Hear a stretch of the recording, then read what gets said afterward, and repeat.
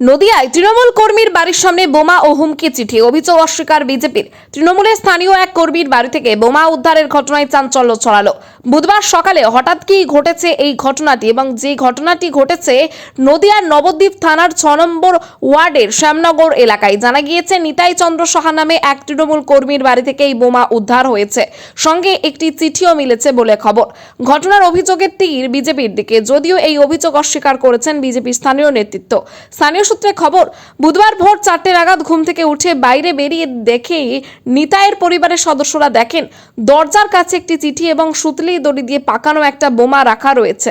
সঙ্গে সঙ্গে থানায় খবর দেন পরিবারের সদস্যরা। খবর পেয়ে ঘটনাস্থলে এসে বোমা এবং চিঠি উদ্ধার করে পুলিশ। যদিও কে বা কারা এই ঘটনার সঙ্গে জড়িত তা এখনো পর্যন্ত স্পষ্ট হয়নি। এই প্রথম নয়, এর আগেও তার বাড়িতে হামলা হয়েছে বলে অভিযোগ করেন নিতাই। তিনি বলেন, 4 মে তারিখ ভোটের ফল বেরোনোর পরের দিনই তাদের বাড়িতে হামলা হয়, ভাঙচুর চালানো হয়। তার অভিযোগ, একাধিক জিনিসপত্র নষ্ট করে দেওয়ার পাশাপাশি 4টি মোটর বাইক ভেঙে দেওয়া হয়। তারপর বুধবার আবার এই হামলা হয়। নিতাইয়ের দাবি, তিনি তৃণমূল কংগ্রেসের সঙ্গে যুক্ত বলে বিজেপির স্থানীয় নেতৃত্ব এই হামলা করেছে। যদিও নিতাইয়ের এই অভিযোগ অস্বীকার করেছেন বিজেপির স্থানীয় নেতৃত্ব।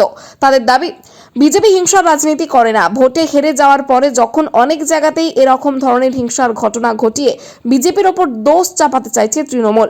যারা এমন ঘটনা ঘটিয়েছে তাদের বিরুদ্ধে পুলিশের কাছে কড়া ব্যবস্থা নেওয়ার আবেদন জানিয়েছেন। ঘটনাটা হয়েছে 5 তারিখে, ওই রেজাল্ট বেরানোর পরেই এইসব করেছে। কপালীপাড়ার থেকে প্রথমে এরকম ভাঙচুর করে এসে তারপরে এখানে ঢুকেছে। 4-5 জন টোটো করে ঢুকে আমাদের বাড়ির কল ভেঙে সেই দিয়ে ইট তুলে সব কাজগুলি ভেঙেছে। ভাঙার পরে তারপরে এখানে গাড়ি ছিল এই পাশের বাড়িতেই, ওখান থেকে গাড়ি টেনে বের করে গাড়ি ভেঙেছে। তারপরে এই বাড়িতেও অত্যাচার করেছে। এটা আজকে বিচার কি চাই। হয়েছে? আজকে হচ্ছে আমরা ভোরবেলায় 4টের সময় উঠি এক জায়গায় যাব বলে, তখন বাইরে বেরিয়ে দেখি ওই একটা পিস্টারে লেখা আছে গালাগালি দিয়ে যে আজকে বোমটা রেখে গেলাম, কালকে ছেড়ে দেবো। আপনারা কি চাইছেন? আমি চাইছি বিচার চাইছি, না তো এরকম দিনের পর দিন চলতে থাকলে তো আমরা থাকতেই পারবো না এখানে। পুলিশকে তাহলে জানিয়েছিলেন? পুলিশকে জানিয়েছি, পুলিশ আসেনি, অত গুরুত্ব দিচ্ছে না। তাহলে পুলিশকে আমরা মরে যাওয়ার পরে পুলিশ আসবে? ভোর 3:30-র সময় প্রথম আমার ওই বাড়িতে অত্যাচার চালায়। কবে? 5 তারিখ। হুম।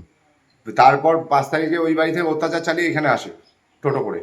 এখানে এসে এই অত্যাচারগুলো চালায়, চালিয়ে সব ভাঙচুর করে। ওখানে তো গালিগাল, ওখানে একটা গাড়ি ভেঙেছে। ঠিক আছে, কতগুলো বাড়ি কতগুলো বাড়ি না ভাঙচুর হয়েছে? কতগুলো? ভাঙচুর হয়েছে 3টে গাড়ি।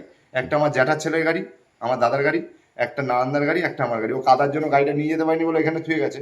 এই গাড়িটাকে টেনে চুড়ে ভেঙেছে। প্রথমে গেটটা ভেঙেছে, গেটটা ভেঙে ঢুকেছে। পুলিশকে জানিয়েছিলেন? পুলিশকে জানিয়েছি, এমনকি থানায় কমপ্লেন করেছি। এখনো পর্যন্ত কোনো স্টেপ নেয়নি। থানায় একদিন আসলো, বললো চলুন বাড়িতে ঢুকিয়ে দিয়ে আসি, ব্যাস। আজকে কি হয়েছে?